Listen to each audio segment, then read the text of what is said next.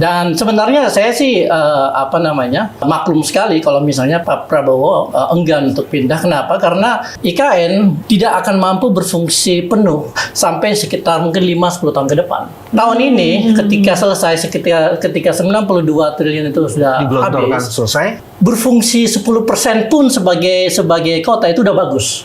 Sama seperti Pak Jokowi, Presiden Kubicek pada saat itu menggunakan argumen bahwa ibu kota perlu dipindahkan supaya terjadi pemerataan dan sebagainya. Lalu kemudian kita pindahkan ke tengah hutan, ya. Itu tahun berapa tuh, Sul? Itu tahun 60-an. Jadi argumennya Pak Jokowi sebenarnya old fashion. Tahun 60-an udah dipakai kan? Udah usang. Udah sangat usang itu.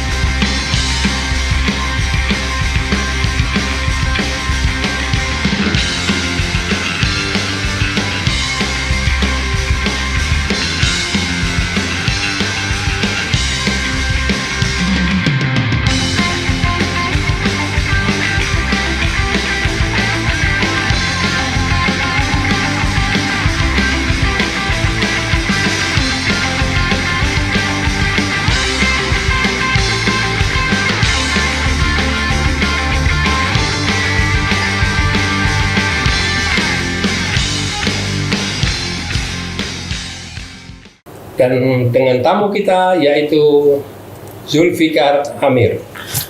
Ini namanya Zulfikar ini ya Pak, ini dia bukan Sul. Zulfikar Amir. Bukan Zulfikar. Bukan soalnya Bandung Tea. Kalau Sumatera Barat baru Zulfikar, ini Zulfikar. Beliau ini ahli sosiologi dari perkotaan ya. Saya sosiolog perkotaan. Ya. Masya Allah. Jadi memetakan ya gimana di KI ini ya. Betul. Ya. Jadi saya masih selalu di KI. Oh iya. Ya, karena kata Bung Refli Harun, kepresnya belum turun. Oh. Iya, dan belum DKJ. Belum DKJ. Masih karena bagaimanapun ini kan ibu kota. Betul. Namanya ibu kota tuh kalau masih hidup kita jangan nikah ibu tiri dulu ya kan. Gitu. Saya mau bilang begini, Bang Yusuf. Kenapa session ini menjadi sangat menarik? Karena Zulfikar ini adalah pengajar tetap di School of Social Science Nanyang Technological University. Khususnya di bidang Science, Teknologi, dan Society. Siapa nih? Beliau. Waduh. Dan beliau profesor, cuy. Profesor. Jangan lihat mukanya muda. Iya. Kalau yang ini jelas provokator gitu. Kalau ini profesor. Sampai sekarang masih aktif ya? Masih ngajar Pak di Singapura ya. Di Singapura. Ya. Masya Allah. Ya. Sebelum ngomongin soal peta tantangan Jakarta, kita spill dulu soal Zulfikar ini adalah seorang yang mengamati IKN. Oh. Mengamati IKN. Tapi perdebatannya kita tidak lagi memperdebatkan lebih baik membangun 14 atau 40 kota lain dengan dana seperti yang ada di IKN. Karena itu akan justru membangun pertumbuhan dan pemerataan jauh lebih cepat. Tidak itu. Tapi apa yang terjadi pada IKN pada hari ini? Karena kita sibuk sendiri, kita nggak pernah petain tuh. Mungkin Zul bisa cerita dulu di situ sebelum peta Jakarta nih. Ya. Gitu. Cerita sih apa sih hal mutakhir yang ada di IKN? Iya, terima kasih Mas Pak Yusuf. Jadi kebetulan memang selama 5 tahun terakhir ini saya melakukan penelitian tentang perkotaan di Asia Tenggara. Khususnya tentunya Indonesia. Spesifik beberapa negara yang udah di Malaysia, lalu kemudian Filipina sama Thailand. Jadi Bangkok, Manila, KL dan Jakarta. Dan ini saya bandingkan satu sama lain gitu. Nah, terkait dengan IKN, saya memang sudah melakukan penelitian ketika undang-undang IKN itu diluncurkan tahun 2022 awal. Jadi di situ saya mulai riset tentang IKN. Jadi saya ikuti dari awal sampai sekarang. Nah, progres yang terakhir itu adalah bahwa IKN itu sudah akan menghabiskan total biaya sekitar 92 triliun. Nah, 92 triliun ini adalah duit yang 100% dari APBN, ya. Dan ini merupakan 20% dari estimasi total biaya IKN sebesar 466 triliun. Dari 90 ini budget atau sudah ada yang dikeluarkan? Udah mau habis. Sudah mau dihabiskan? Sudah mau habis. Dana yang berasal dari APBN Ya. yang 90 triliun ini udah habis. Jadi Sudah mau ya habis. itu dipakai untuk membangun istana presiden, lalu kemudian 4 kantor kementerian koordinator, lalu gedung BI, lalu kemudian rumah susun sekitar 47 tower, ya, untuk ASN dan TNI, dan beberapa sarana-sarana yang mendasar seperti misalnya jalan tol dan sebagainya gitu. Untuk biaya pembangunan istana sendiri itu menghabiskan sekitar 2 triliun. Istana. Ya, hampir 2 triliun. Kemudian rumah menteri, satu rumah menteri itu sekitar 14 miliar. Jadi? Ada 34 miliar. Ada 34 unit yang dibangun. Dan itu salah besar. Karena kabinet Prabowo lebih dari 34. Jadi mesti di Jadi kemungkinan Mesti mereka di- nambah. Dan itu nggak ada dalam Nah, perencanaan. iya betul. Berarti kalau nanti menterinya Ya. lebih dari 34, berarti tidak ada kemungkinan tidak tinggal di DKI. Kemungkinan besar. Semua atau yang 6? Ya mungkin Tinggalnya juga, di ya. apartemen, Ya. bukan lagi di rumah menteri. Tapi kita udah mendengar kabar kalau Pak Prabowo sendiri agak enggan untuk pindah ke IKN. ini menarik. Dan sebenarnya saya sih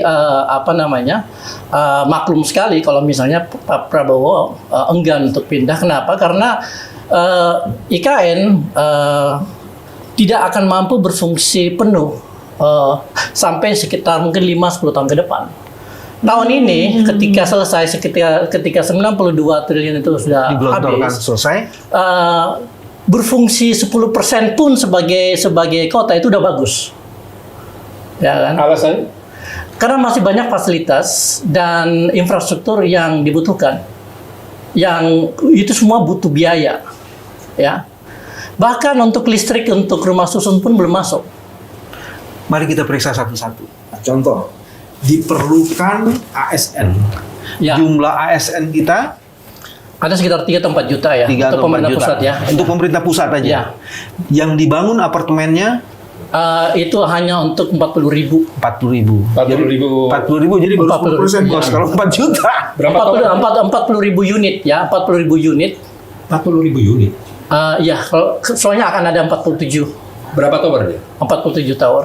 47 tower. Ya. 40.000 berarti satu tower 1.000 lah ya. Ya, sekitar. Dan satu unit itu disarankan akan diisi oleh 3 ASN yang belum menikah. Oh. Jadi mereka akan memprioritaskan ASN yang belum menikah untuk dipindahkan ke sana. Ya kalau ASN belum menikah berarti ASN yang belum mempunyai jabatan struktural. Bisa jadi. Biasanya udah menikah Nah, semua. iya. Nah, sisanya akan tetap berada di Jakarta.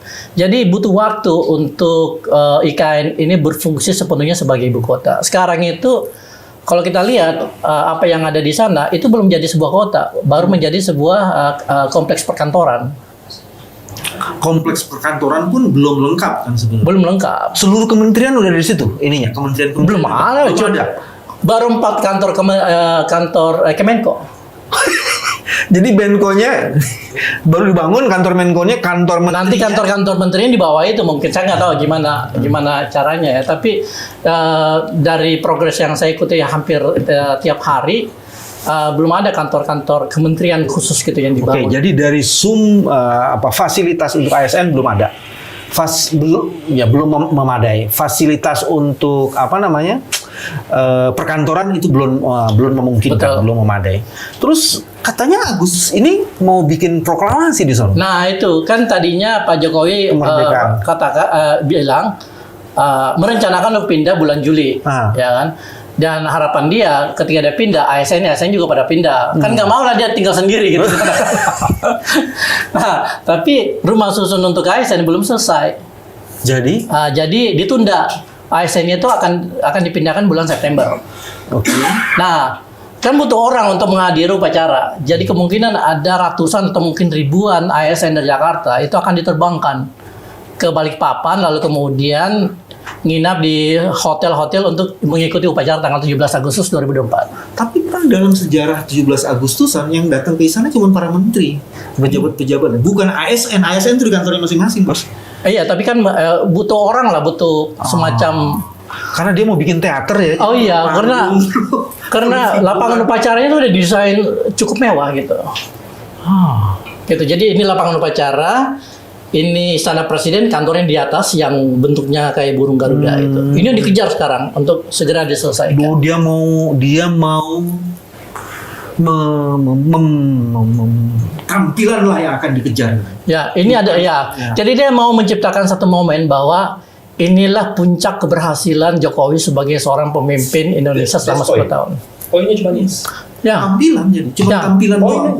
Ya. Show. Jadi dia inilah legasi saya gitu, walaupun cuma segini. Belum tentu legasi. Ya. Belum tentu legasi. Betul. Tergantung Prabowo-nya juga. Cuman hawa nafsu saja, semua yang sudah direncanakan harus dilaksanakan sebelum dia lengser dan longsor. Betul. Itu kalau menurut bacaan saya. Ya. Sekarang kita mencoba memisahkan antara pemindahan ibu kota dengan ada aktivitas pembangunan di sana. Ya.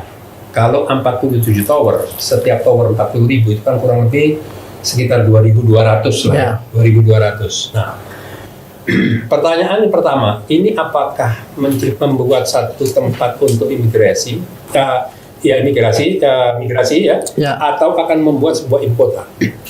Apakah hanya dia cuma akan tinggal?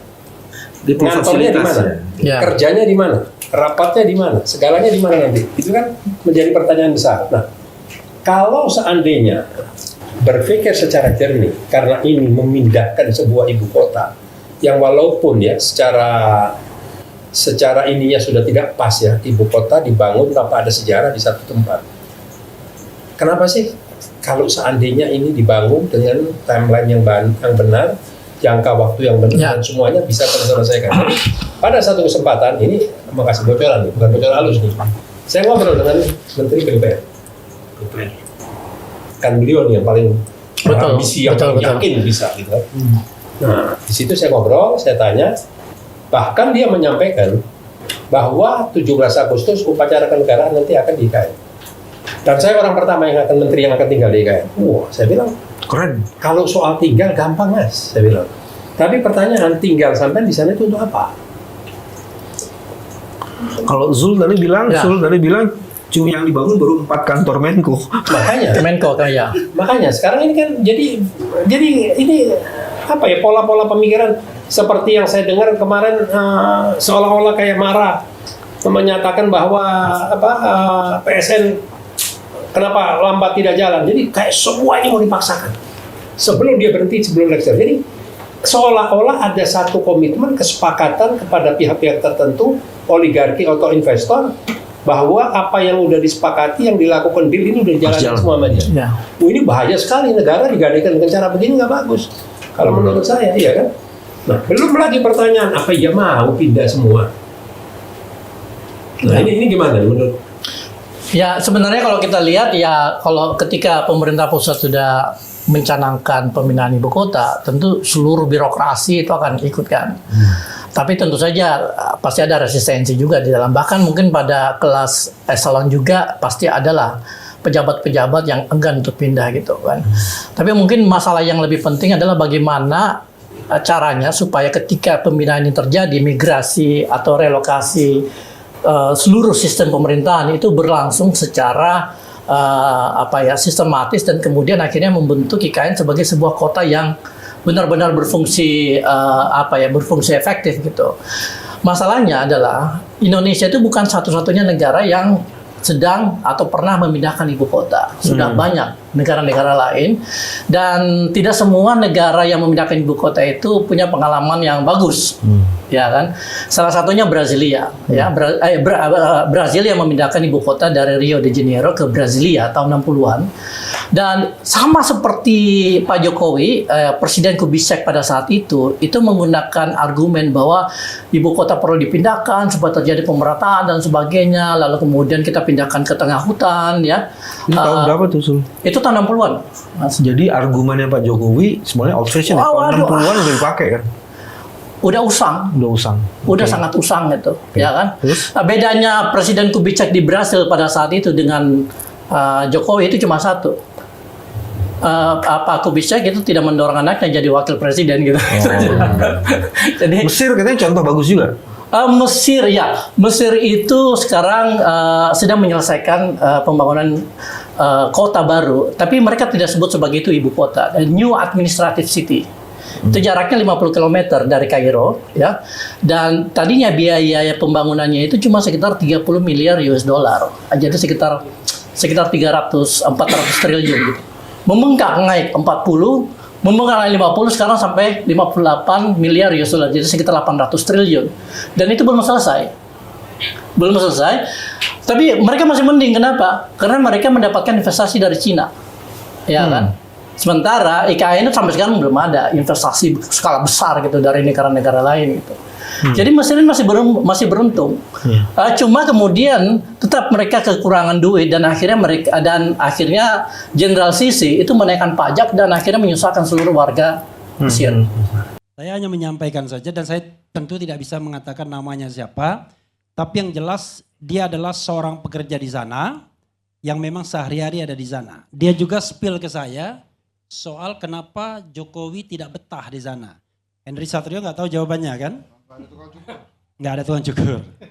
Oke, ini tanggal 31 Juli dia spill ke saya. Jokowi pulang dari IKN kemarin 30 Juli 2024. Dia tidak betah di kantornya sendiri dan istananya. Utilitas yang ada di Kanpres itu kantor presiden maksudnya, seperti air yang dibawa dari luar untuk mengisi tangki yang ada di atas gedung, terus TRS dia tulis. Air itu mengalir turun melalui jaringan-jaringan pipa ke wastafel, ke urinoir dan lain-lain, itu macet, garis miring tersendat dan airnya kuning-kuning seperti tidak di ultraviolet. Sealer AC tidak berfungsi, artinya sealer AC masih dalam tahap pengerjaan yang juga butuh waktu pengerjaannya. Jadi kemarin pakai AC freestanding yang diambil dari Balikpapan. Untuk listrik kerja dari PLN tapi digunakan nanti untuk 17 Agustus. Itu yang, dan dia hari ini spill lagi ya. Rapat koordinasi nasional Presiden RI dengan Basnas dan Lintas Agama se-Indonesia di Istana Negara. Peserta 600 orang, ini bohong mengatakan ada 600 orang. Ini yang meliputi teman saya yang memang dia pro Jokowi, teman satu konsultan. Itu ya saya tidak tahu betul apa enggak ya kan. Dan saya juga tidak tahu orangnya siapa, wajahnya saya tidak mau tahu. Tapi dia ngomong seperti itu. Nah maksud saya begini, saya khawatir ketika kita ngomong tentang IKN ini, masing-masing kita ini bicara seperti bentuk gajah. Orang buta yang kemudian pegang telinganya dia bilang gajah itu lebar, pegang buntutnya gajah itu kecil dan lain sebagainya. Saya tidak mengklaim bahwa saya paham tentang IKN, habisnya nggak pernah diundang juga. Jadi kita tidak tahu. Yang saya tahu IKN itu 1 tahun yang lalu dan saya terus terang termasuk yang pesimis. Kalau lihat kondisi 1 tahun yang lalu ketika saya main ke sana. Jadi pada waktu itu yang saya lihat itu adalah kompleks yudikatif, ada MA, bakal MK, ada rumah atau kantor wakil presiden, ada rumah menteri-menteri dan lain sebagainya. Tidak hanya, masih brownfield, masih coklat, tanah. Saya membayangkan apa bisa ya tahun depan. Dan saya pada waktu itu sudah pesimis kita akan pindah. Itu satu dari segi fisik. Tapi kan kalau Refli Harun ngomong fisik kan itu bukan ekspertis saya ya kan. Karena itu saya ingin bicara tentang aspek-aspek hukum tata negaranya. And then mulainya adalah the question is, saya tanya tuh Sylvester dan teman-teman dari kubu sana ya. Katakanlah kita anggap perkubuan ya kan. Ibu kota itu di mana sekarang? Ibu kota negara itu di mana? Ibu kota negara di mana? Republik Indonesia yang jumlah penduduknya 275 atau 280 juta beribu kota di mana? Sekarang bingung dia, jawabnya juga gak bisa kan. Beribu kota di mana? Beribu kota di? Nah jadi kalau kawan-kawan bingung, saya juga agak bingung. Tetapi saya bisa mengatakan ibu kotanya hampir tidak jelas. Hampir tidak jelas. Kenapa saya katakan hampir tidak jelas? Begini, undang-undang tentang IKN itu ditandatangani pada tanggal 15 Februari 2022. Oke? Dan seharusnya itu menandai perpindahan karena ibu kota itu sudah berpindah. Tapi dalam kebiasaan undang-undang itu selalu ada pasal peralihan. Pasal peralihannya 2 kurang lebih. Yaitu 2 tahun setelah adanya undang-undang ini, itu harus dibuat perubahan terhadap undang-undang DKI. Karena DKI atau Jakarta itu tidak lagi menjadi daerah khusus ibu kota. Ya, saya belum ngomong. Karena saya nggak setuju DKJ, karena saya menganggap masih DKI akhirnya. Ya, nah, dan undang-undang itu walaupun terlambat, ada sudah. Oke? Tetapi di dalam itu ada juga yang namanya peralihan, perpindahan itu officially kalau dikeluarkannya Kepres, keputusan presiden. Dan unfortunately, Kepresnya nggak jelas. Kapan harus dikeluarkan oleh seorang presiden? Nggak ada batas waktu. Maka saya spill yang kedua. Ini kan kalau hadis itu ada perawihnya. Saya mendengar orang yang dengar langsung dari Prabowo. Mudah-mudahan saya keliru. Kalau dia ngomong nggak benar berarti saya salah. Tapi kan kita nggak bisa cek langsung.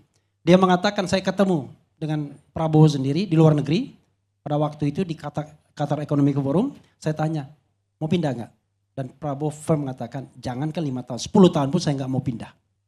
Bayangkan. Itu yang dia dapatkan langsung dari Prabowo. Nah, politik itu kawan-kawan semua, panggung depan dan panggung belakang. Jadi kawan dari Jokowi mania bicara panggung depan. Tapi Prabowo itu jangan lupa, jenderalnya tidak lebih lama dibandingkan dia menjadi ketua umum partai politik. Jenderalnya kan cuma berapa tahun. Tapi ketum partai politik sudah puluhan tahun dia. Jadi dia he's a politician juga, ya. Oke. Karena itu saya mengatakan, ya, harus ada kepastian di mana sesungguhnya ibu kota itu. Kalau kita pakai kepastiannya di undang-undang IKN sendiri, saya mengatakan bahwa ibu kota masih di Jakarta. Oke? Tapi kalau saya menggunakan undang-undang DKJ, sudah tidak di Jakarta. Maka nanti Prabowo bingung, saya harus dilantik di mana? Karena ada beberapa ketentuan di dalam konstitusi dan dalam undang-undang, segala sesuatunya harus di ibu kota negara. Ibu kota negara itu kalau pindah ya pindah juga. Sekarang pertanyaannya 20 Oktober nanti menurut Silverster dan teman-teman sana, Prabowo sebaiknya dilantik di mana? Ya itu saya sepakat ya mengenai undang-undang DKJ. Jangan dulu, jangan dianu dulu, jangan sepakat dulu. Saya kan belum selesai. Dilantik di mana? Ya karena di sana belum ada gedung DPR MPR Bang. Ya. Ya kemungkinan besar di gedung MPR DPR Senayan Jakarta. Oke, sekarang saya tanya. Yang namanya MPR itu harus bersidang di ibu kota negara. Sidang MPR itu untuk melantik presiden dan wakil presiden. Artinya presiden dan wakil presiden harus dilantik di ibu kota negara. Balik lagi pertanyaan saya, ibu kota negaranya di mana sekarang? Bolak-balik. Apakah di Nusantara, apakah di Jakarta? Karena itu, saya mengatakan ya, harus ada kepastian ke depan. Tadi ada ibu-ibu yang datang ke saya, dia tidak setuju kalau ibu kota pindah. Saya bilang begini, kalau tidak setuju ibu kota pindah, datang ke Mahkamah Konstitusi saja, minta judicial review. Salah satunya adalah dalil tentang kepastian hukum, ya, legal certainty. Karena sekarang ada ketidakpastian hukum. Antoni Budiawan misalnya mengatakan, kalau dikatakan bahwa ibu kota itu tetap di Jakarta, kenapa harus ada kepala otorita ibu kota? Otorita ibu kota itu menyerap anggaran, ada gaji, ada fasilitas dan lain sebagainya. Berarti ilegal dia. Karena secara de jure belum menjadi ibu kota. Kenapa ada otorita ibu kota? Jadi kita bolak-balik nanti. Karena itu pastikan. Nah, kalau kita pastikan, maka saya kok agak sedikit yakin, optimis. Tapi optimisnya berbeda dengan beliau. Kalau saya optimis, ibu kota ini nggak akan pindah. Tetapi apakah kemudian IKN akan mangkrak atau tidak? Mungkin saja tidak. Tetapi pembangunannya akan berlangsung secara gradual. Gradual. Tapi dia tidak pernah menjadi ibu kota.